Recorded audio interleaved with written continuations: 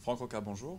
Bonjour. Alors Franck Roca, tu es de la société Calypseo et on te considère au Web de Connect comme le spécialiste de Facebook. Comment on devient spécialiste de Facebook? En ayant une no life. Non, en fait, oui, donc j'ai choisi de me nicher dans Facebook tout simplement parce que pour moi, j'ai de suite vu le potentiel de ce levier marketing qui est extraordinaire au tout début. Donc, on me considère aussi comme un précurseur de l'utilisation des publicités Facebook. Et comment on le devient? C'est simplement déjà en parlant anglais pour pouvoir rattacher directement à la source américaine, en tissant des liens très forts avec les experts américains et surtout en faisant une veille constante 24 heures sur 24 pendant 2 ans pour mon cas. Donc effectivement, tu n'as pas dit ce que tu consacres ta vie à Facebook. Pour le moment, c'est ça, en fait, on va dire au business, à l'agence et à Facebook, mais ouais, pour monter, voilà, pour essayer. Donc là, j'ai semé pendant 2 ans et donc là, on va commencer à récolter un petit peu ce qu'on a semé. Alors bon, Facebook, tout le monde maintenant connaît, c'est un peu rentré dans les mœurs.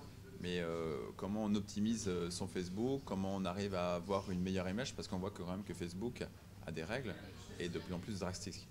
Alors, j'imagine que tu entends par là le reach, donc les publications, combien de personnes vont la voir, etc. Donc là, nous déjà, on a l'habitude de le prendre à l'envers.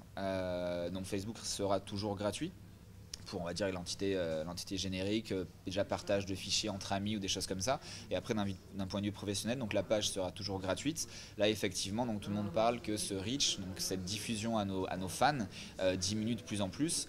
Mais moi, je le prends à l'envers et en fait, on est dans du business. La plupart du temps, ceux qui ont une page, c'est pour vendre un produit ou un service.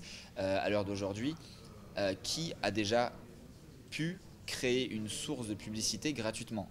Le basique du marketing, une carte de visite, un flyer ou un affichage dans un journal. Combien ça coûte? Est-ce que vous l'avez déjà eu gratuitement? Alors qu'aujourd'hui, donc même si vous n'avez que 1000 fans sur la page et que même avec tout ce qu'on dit dans les infos, les médias en négatif sur Facebook, vous n'avez que 10% donc de reach, ça fait quand même 100 personnes. Est-ce que vous avez déjà eu 100 cartes de visite gratuites ou 100 flyers gratuits ou un affichage pendant 100 journées dans un journal gratuitement? Alors justement, comment on fait aujourd'hui pour avoir plus de fans sur nos pages?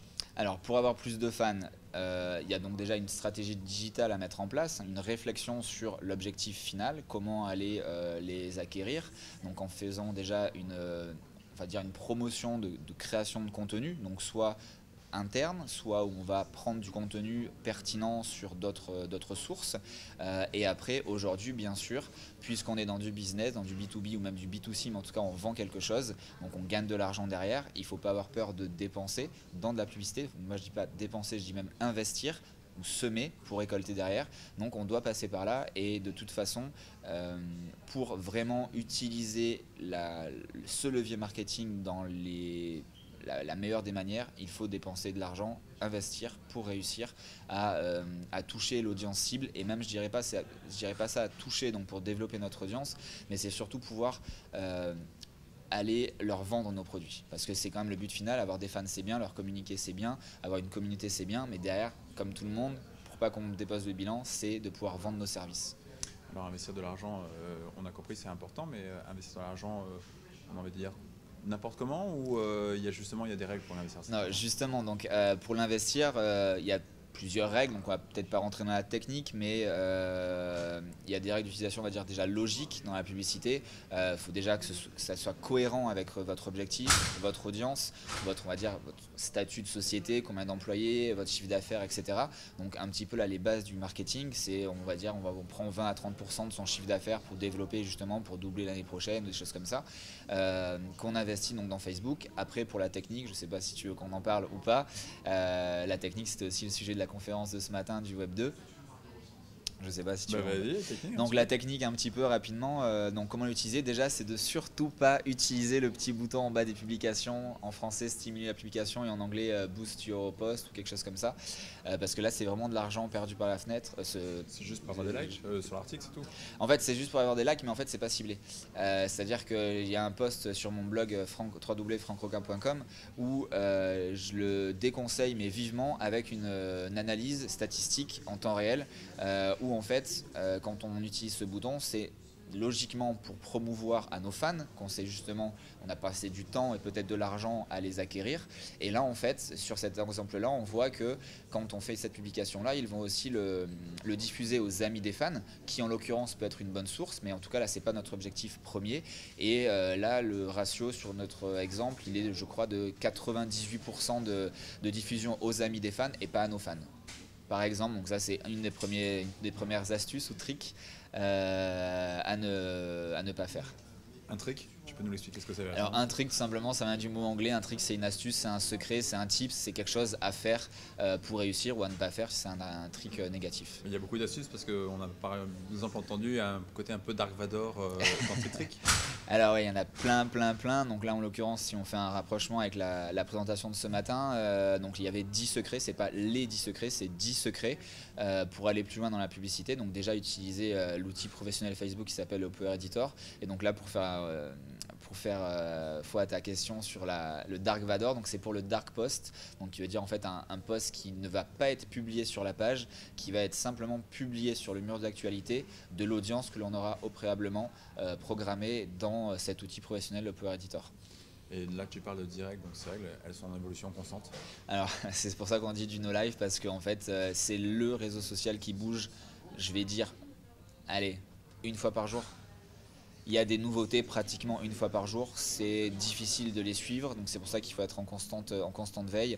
Par contre, c'est ce qui fait sa force, parce qu'ils sont très réactifs, même pro-réactifs je peux dire, et donc ils nous permettent d'aller très loin dans l'utilisation. Et notamment, un des derniers tricks de ce matin, c'est sur l'analytics, qui pour moi est déjà la chose de base. On ne peut pas investir de l'argent si on n'analyse pas ce qu'on investit pour pouvoir justement l'optimiser et avoir des meilleurs ratios et notamment un meilleur ROI, un meilleur retour sur investissement.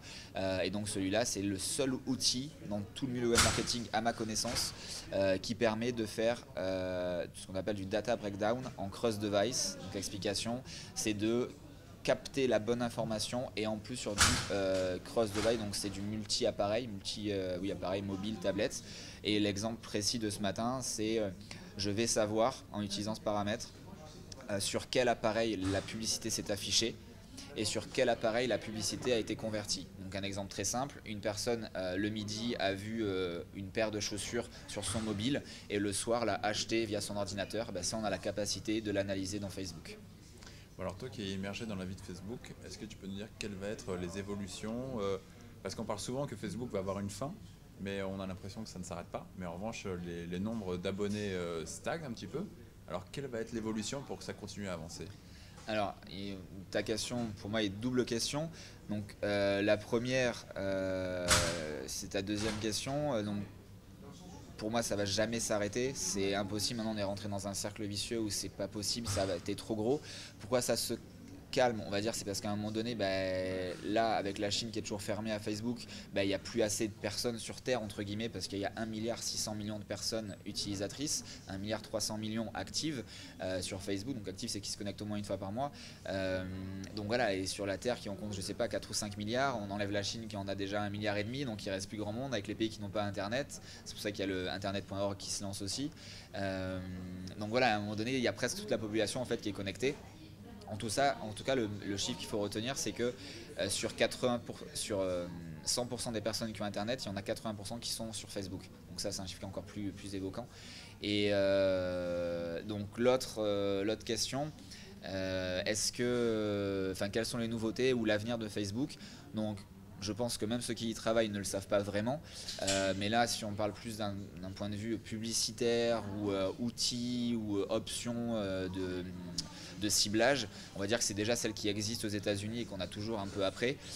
Donc là, quelque chose qui pour moi est assez fou, suivant bien sûr le public visé, c'est qu'on a la capacité aux États-Unis de cibler notre audience en fonction de la voiture qu'ils conduisent. Donc qu'est-ce que ça veut dire? En gros, c'est si vous savez que vous avez un produit qui coûte cher, plus de 500 ou 1000 euros, vous n'allez pas cibler des personnes qui conduisent une Clio par exemple, sans faire de préjugés sur les marques de voitures. Mais généralement, une Clio, c'est toi, moi, tout le monde, on va dire, et voilà, 500 000 euros, on va dire que c'est plus sur des BM, sur des Mercedes ou des trucs comme ça. Et aussi, donc ça c'est encore plus fort, aux États-Unis c'est un petit peu différent parce que l'e-commerce est beaucoup plus démocratisé qu'en France et ils ont signé des partenariats avec, on va dire, les 2 plus grosses solutions de paiement.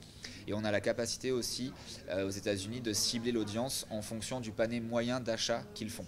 Donc ça, c'est encore une puissance phénoménale de ciblage parce que là, on peut encore aller, par exemple, exclure les personnes qui, par exemple, auront un panier moyen d'achat à l'année de 30 euros alors que notre produit coûte 100.